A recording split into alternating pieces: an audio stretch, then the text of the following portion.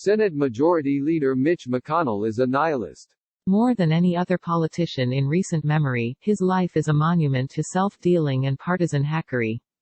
His devotion to winning at all costs, to ensuring there are no limits on private money in politics, to bending the rules and shunning public opinion, has done incalculable damage to constitutional norms in the U.S. As my colleague Andrew Prokop noted back in 2017, McConnell has almost single-handedly broken the Senate, and with it, American politics. New Yorker writer Jane Mayer is the latest to take a deep dive into the life and mind of McConnell. In a lengthy profile for the April 20, 2020 issue, Mayer documents McConnell's capitulations to President Donald Trump and tries to explain what's motivating them, or at least what people who know McConnell think is motivating him. Her answer is familiar: power. It's the only thing McConnell appears to want, and there's no ideology behind it, no real worldview, no purpose. But Mayer manages to unearth some new revelations about McConnell's corruption and some of the behind-the-scenes dealings. I spoke to Mayer by phone about what she learned, what surprised her, and what she thinks of McConnell's role in shaping the modern Republican Party. A lightly edited transcript of our conversation follows. What did you learn about McConnell over the course of this story that you didn't know when you walked into it? I guess I thought that he was an ideologue of a certain kind, and what I discovered is that he actually has almost no fixed ideology. It's pretty hard to find any important issue that he hasn't switched positions on at some point or another when it was convenient for him. Whether it's abortion or campaign spending or many other issues, he just switches like a chameleon when he needs to, and I hadn't really realized how many times he's done this and how easily he did it. I interviewed one of McConnell's biographers, Alec McGillis, and he pointed to the same thing: there's just no consistent commitment to anything in McConnell's political life except for winning the next election. What's interesting, and McGillis writes about this in his book on McConnell, is that this very much reflects the trajectory of the Republican Party since maybe the Reagan years. I covered Reagan for the Wall Street Journal, and there was at least some content to the ideology at that point, which was sort of a rebellion against liberalism in favor of small government. But all we have now, and McConnell really exemplifies this, is a cult of winning. A lot of the conservatives you quote criticize McConnell for his obsequiousness toward Trump, but I'm curious if you talk to Republicans who defended McConnell or at least rationalized his nihilism in this moment. Well, there's Christie, who sort of admires McConnell in the way that people who think gaining and retaining power is the only measure admire him. But I don't know, McConnell has this reputation as a shrewd political operator, but some of the concessions he's making to Trump may backfire on him in a big way. Do you think McConnell will live to regret his capitulation to Trump? I think the only measure will be who wins. He'll think he did the right thing if he's re-elected and his Republican majority holds in the Senate. Nothing else matters. If Trump's re-elected, he'll think he played it smart. But to be honest, I don't even think he's a big supporter of Trump.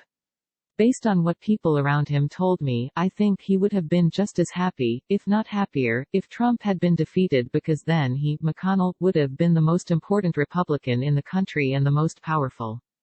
Someone you quoted said that the GOP changed beneath McConnell's feet and that he just rode the wave wherever it took him regardless of the costs.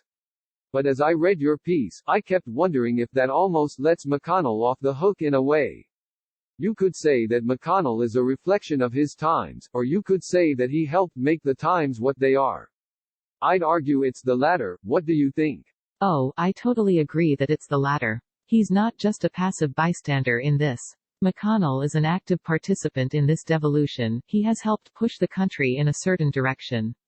I interviewed a historian who I didn't end up quoting in the end, but who's an expert in the rise of Hitler before World War II, and he was likening McConnell to Paul von Hindenburg, a German statesman who was part of the political establishment and thought he could control an autocrat and realized too late that he had unleashed something he couldn't contain. Now, I want to be clear and say that there's no analogy to that period in history, but the historian's point, which I think is right, is that there's at least a weak echo of this in McConnell's orientation to someone like Trump. McConnell is just chasing power wherever it takes him, and in doing that, he has actively shaped the world we're in right now. Pushing the country in a certain direction is an interesting choice of words and gets at what's so maddening about McConnell. It would somehow be better if he at least believed in something, even if it was an insanely blinkered worldview. But it's so obvious that he doesn't care which direction we go, as long as he has a seat at the table when we get there. It's all tactical, no strategy, no vision. I talked to John Yarmuth, a Democratic congressman from Louisville, who told me that McConnell's very smart but he's not intellectual. If you tried to have a conversation with him about some big issue that we're facing as a society, like climate change or artificial intelligence, he wouldn't be able to have that conversation and he wouldn't be interested in it. He's interested in winning and nothing else. He's devoted to the tactical game of politics in a way I just haven't seen before. A conservative you cite in the piece said that McConnell is the most corrupt politician in the country. Is that how you feel after reporting this out? Well, what's corrupt? McConnell would say he's doing nothing illegal, nothing we'd call criminal. I think he's the case study in how our democracy has been captured by private interests instead of public interests. It's a deeply corrupt process that has hurt the country, even if it isn't technically illegal. McConnell has played a huge role in legalizing all of these practices. We're short on time, but I want to highlight a couple examples of the sort of corruption you're talking about. You described a $250,000 donation to an academic center at the University of Louisville named after McConnell. What happened there? There's a judge named Gregory Van Tatenhove, who was on the federal court in Kentucky. His appointment was pushed by McConnell. He was championed by McConnell, and I learned that this judge's wife later contributed $250,000 to an academic center that's named for McConnell. It's called the McConnell Center at the University of Louisville and it has a permanent exhibit that honors McConnell's career and place in history. Is that corruption? It looks a lot like a thank you for putting me on the bench, and maybe a way to curry favor with McConnell for any future promotions to a higher bench. All that said, I just have to say that we got commentary and pushback from the judge who said it was not his money, that it was his wife's money and that it has nothing to do with his judgeship. It's just because his wife went to the University of Louisville and was a supporter of that center, which had supported her when she was an undergraduate. People can judge for themselves. $250,000 is a lot of money from the wife of a federal judge. That's a very big gift, and I filed a public records search to find out about what money was going into the McConnell Center. It's a cause McConnell really cares about. If you want to please him, it's a good way to do it. This contribution wasn't public knowledge. I guess that money was not disclosed in any kind of public way. I got the records through a records search, but it took a long time before they were made available, and that contribution was hidden. It was just an unnamed bank account, and I had to go back at them a second time to make them disclose to me whose bank account it was. It wasn't as if this was something that was being publicly mentioned in any big way at the time when I was reporting on it. Tell me about Joe and Kelly Kraft. Joe Kraft is one of the bigger coal barons in America, and his company, Alliance Resource Partners, has been a big backer of McConnell. His wife, Kelly Kraft, with the help of McConnell, was nominated and confirmed first as ambassador to Canada by Trump and now ambassador to the United Nations.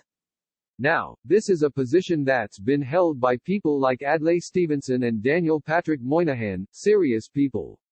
Someone I interviewed told me it was just unbelievable to appoint her to that position. It is, for all intents and purposes, the first real job that Kelly Kraft has had. She's a fundraiser without much experience in the diplomatic world. It looks, again, like a nice fat thank you for a donor's wife. I know you have to go, so one last question. How would you sum up McConnell's impact on American politics? That's a big question. I see McConnell as having legitimized the role of money in overwhelming our democracy. That's his biggest legacy. I think his second biggest legacy is in having placed the pursuit of power over the public good during the Trump years. That's how he'll be remembered. Support Vox's explanatory journalism. Every day at Vox, we aim to answer your most important questions and provide you, and our audience around the world, with information that has the power to save lives. Our mission has never been more vital than it is in this moment, to empower you through understanding. Vox's work is reaching more people than ever, but our distinctive brand of explanatory journalism takes resources, particularly during a pandemic and an economic downturn. Your financial contribution will not constitute a donation, but it will enable our staff to continue to offer free articles, videos, and podcasts at the quality and volume that this moment requires. Please consider making a contribution to Vox today.